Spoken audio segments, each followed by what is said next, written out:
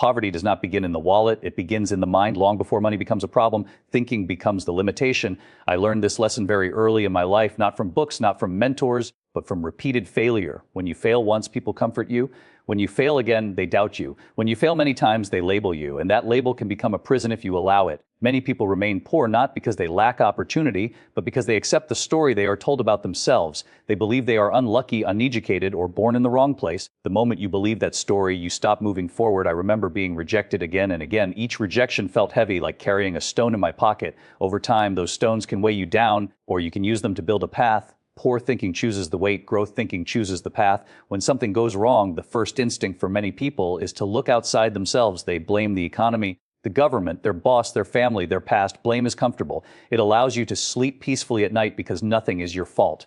But comfort is expensive. It costs you your future. The moment you blame, you give away your power. The moment you learn, you take it back. Learning is not always pleasant. Sometimes it hurts.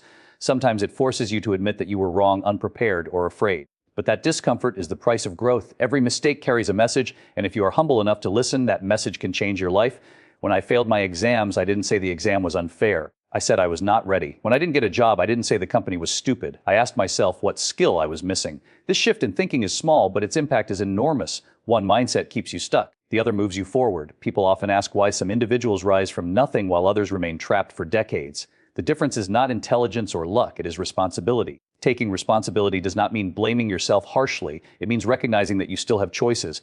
Even when the world is unfair, your response is yours alone. Poor mindset waits for rescue. Strong mindset prepares for opportunity. One complains about the darkness. The other learns how to light a candle. When you change the way you think, you change the way you see the world. Problems become lessons. Failure becomes feedback. Rejection becomes redirection. This is where wealth truly begins, not in the bank, but in the belief that you can grow, adapt, and learn. Once that belief is planted, no situation can permanently keep you poor. Short-term thinking is one of the quietest traps in life because it feels reasonable. It whispers to you, take the quick win, choose what is easy, enjoy now. Worry later. I have seen many talented people lose their future because they were in a hurry. They wanted fast money, fast success, fast recognition. When something did not pay immediately, they lost interest. But the world does not reward impatience, it rewards persistence. Anything truly valuable takes time to grow. Just like a tree, you cannot pull the leaves to make it grow faster. If you do, you kill it. When I started my journey, there were years when nothing seemed to move. No profit, no applause, no certainty. People around me were getting jobs, buying homes, living comfortably while I was struggling with ideas that no one believed in. It was tempting to quit and choose safety, but I understood something very important. Comfort today can be very expensive tomorrow.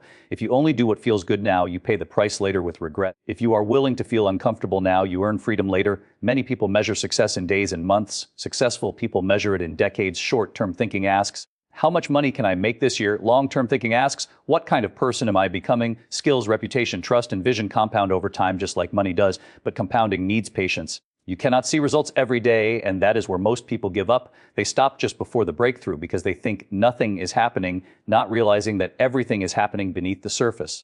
I made many decisions that did not benefit me immediately. I invested time in learning, building relationships, and improving systems long before they produced results. At that time, it looked like failure. In reality, it was preparation. The future is generous to those who prepare for it quietly. Short-term thinkers chase opportunities. Long-term thinkers build themselves so that opportunities chase them. Life will always offer shortcuts, but shortcuts lead to small destinations. Big dreams require long roads, patience, and the courage to walk when the results are invisible. The ability to delay gratification is not a sacrifice, it is a strategy. Those who master it may look slow today, but they arrive somewhere extraordinary tomorrow. The people you listen to shape the life you live, often more than your own abilities. When you spend your time with those who complain, doubt, and fear change, their thinking slowly becomes yours. It does not happen in one day. It happens in small conversations, casual jokes, and repeated opinions that begin to sound like truth. I have seen many dreams die not because they were impossible, but because they were discussed in the wrong rooms. If everyone around you tells you something cannot be done, eventually you stop trying. In my early days, when I spoke about the internet and global business, many people laughed. They told me it was unrealistic, that people in my country would never trust online platforms. If I had listened to every voice around me, I would have chosen a small, safe life. Instead, I learned an important skill: listening without absorbing. Not every opinion deserves a place in your mind. Some voices are loud, but they are not wise. Poor habits grow when you allow other people's fear to become your belief. Your environment trains you even when you are not aware of it. If the people around you talk only about problems, you will become very skilled at seeing problems. If they talk about excuses, you will become fluent in justifying failure.